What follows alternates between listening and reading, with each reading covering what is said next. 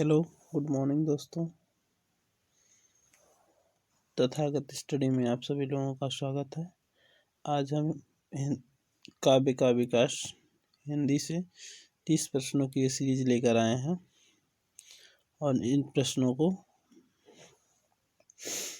एक क्रमवार और हिंदी विकास के संबंध में अति महत्वपूर्ण प्रश्न माना जाता है। तो चलिए शुरुआत करते हैं। आदिकाल को अन्य किन नाम से जाना जाता है? मध्यकाल, श्रृंगार काल, वीरगाथा काल, युद्ध काल। तो जैसा कि आप जानते हैं कि आदिकाल को वीरगाथा काल के नाम से जाना जाता है। तो हमारा ऑप्शन हो जाएगा सी यानी ग। पृथ्वीराज रासो किसकी रचना है? पृथ्वीराज रासो बहुत बार आया हुआ प्रश्न है, चंद्रवरदाई की रचना है। सगुणोपासना की दूसरी शाखा कहलाती है? सूफी काव्यधारा, किष्टाई शाखा, ज्ञानाश्रयी शाखा, प्रेमाश्रयी शाखा।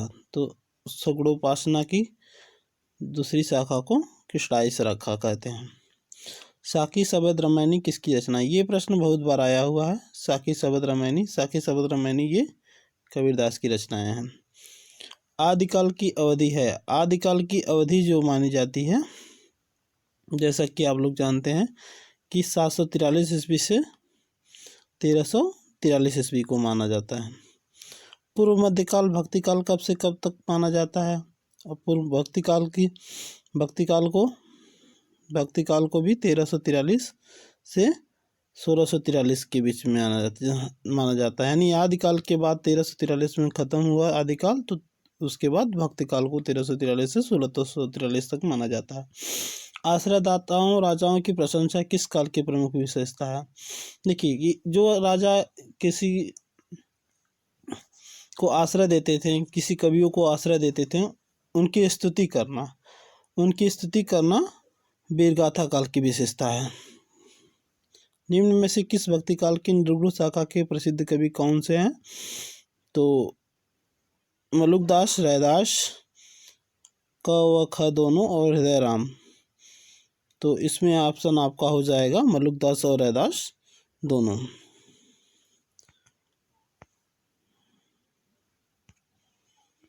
तो फिर उसके बाद अगला प्रश्न है कि रासो ग्रंथ की भाषा है। रासो ग्रंथ की भाषा अगर बात करते हैं तो पिंगल, ब्रजभाषा, अवधी और खड़ी बोली में। तो रासो ग्रंथ की भाषा जो है वो ब्रजभाषा है। ज्ञानाश्रयी शाखा के प्रमुख कवि हैं। ज्ञानाश्रयी शाखा के प्रमुख कवि को अगर बात करते हैं तो कबीरदास हैं। श्री रामचरितमानस किस भाषा में लिखा गया है? ये प्रश्न कंपटीशन परीक्षाओं में बहुत बार पूछा जाता है कि श्री रामचरितमानस किन भाषाओं में लिखा गया है। तो श्री रामचरितमानस अवधी भाषा में लिखा गया है। साहित्य लहरी और सुर सरावली के रचयिता हैं। साहित्य लहरी और सुर सरावली के रचयिता हैं सूरदास। निम्नलिखित में से कौन किस काव्यधारा के कवि नहीं है? कवि नहीं है पूछे, इन बात का बहुत ध्यान देना है कि क्या पूछ रहा है। कवि नहीं है तो इसके आंसर हो जाएंगे आपके कृष्णदास। मीराबाई किस भाषा की कवित्री हैं? मीराबाई जो हैं वो ब्रजभाषा की कवित्री हैं। तो ऑप्शन हमारा 2 सही हो जाएगा। मीराबाई किस काल की कवित्री हैं? 2 बार प्रश्न रिपीट हो गया है। अच्छा, किस यहाँ पे पूछा गया है किस काल की कवित्री हैं। सॉरी, रिपीट नहीं हुआ है प्रश्न, ये प्रश्न दूसरा है। तो आप बताएंगे आदिकाल, भक्तिकाल, रीतिकाल, आधुनिक काल। तो मीराबाई जो है वो आधुनिक काल की कवित्री मानी जाती हैं। निम्न में से आदिकाल का कवि है। आदिकाल का कवि किसे कहते हैं? तो आदिकाल का कवि निम्न में से जगनिक है। यहाँ से जगनिक है। निम्न में से भक्तिकाल की प्रेम मार्गी सूफी काव्यधारा के कवि हैं। 17 क्वेश्चन का ऑप्शन मलिक मोहम्मद जैसी हो जाएगा। खुमार रासों के रचयिता हैं। 18वां प्रश्न का खुमार रासों का रचयिता दलपति विजय को माना जाता है। निम्न में से नाभादास की रचना कौन सी है? तो नाभादास की रचना ग है, भक्तमाल। भक्ति काल के साहित्य की प्रमुख विशेषता है, तो 20वां प्रश्न का ऑप्शन हो जाएगा अहंकार का त्याग और लोक मंगल की भावना। राम भक्ति शाखा के प्रतिनिधि कवि हैं, तो 21 का आपको ऑप्शन हो जाएगा तुलसीदास। मृगावती की रचना, मृगावती की रचयिता, तो मृगावती की रचयिता की अगर हम बात करें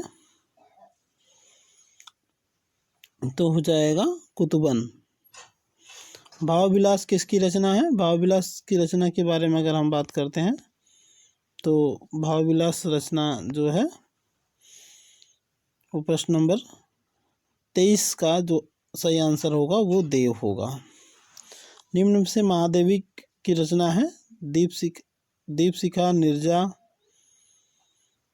तो आपको पता होगा कि इसका राइट आंसर जो हो जाएगा, ये प्रश्न थोड़ा सा गलत प्रिंट हो गया है क्योंकि दीपशिखा और निर्जा दोनों ही, ये दीपशिखा और निर्जा दोनों ही महादेवी वर्मा की रचना है। और एक रचना उनकी प्रसिद्ध है रश्मि। निम्न में से भारतेंदु हरिश्चंद्र की रचना नहीं है, तो भारतेंदु हरिश्चंद्र की रचना नहीं है कि अगर बात करेंगे तो यशोधरा, यशोधरा भारतेंदु हरिश्चंद्र की रचना नहीं है। हिंदी का प्रथम कवि माना जाता है, हिंदी का प्रथम कवि किसे माना जाता है, जो कि ये प्रश्न बहुत बार पूछता है, तो हिंदी का प्रथम कवि माना जाता है सरहपा को।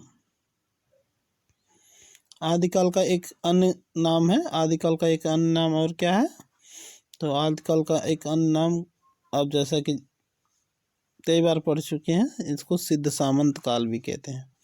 प्रकृति के सुकुमार कवि कहलाते हैं, प्रकृति के सुकुमार कवि सुमित्रानंदन पंत को कहते हैं। आंगन के पार द्वार के रचयिता हैं, तो 29 प्रश्न का ऑप्शन हो जाएगा सच्चिदानंद हीरानंद वात्स्यायन अज्ञेय। और निम्न में से आदिकाल का कवि नहीं है, अगर कवि नहीं है की बात करेंगे तो इसमें इसके आदिकाल के कवि नहीं है अगर, तो नरोत्तम दास, ऑप्शन नंबर डी इसका राइट आंसर हो जाएगा, यानी नरोत्तम दास। नरोत्तम दास इसका सही आंसर हो गया। Thanks for watching. अच्छी जानकारी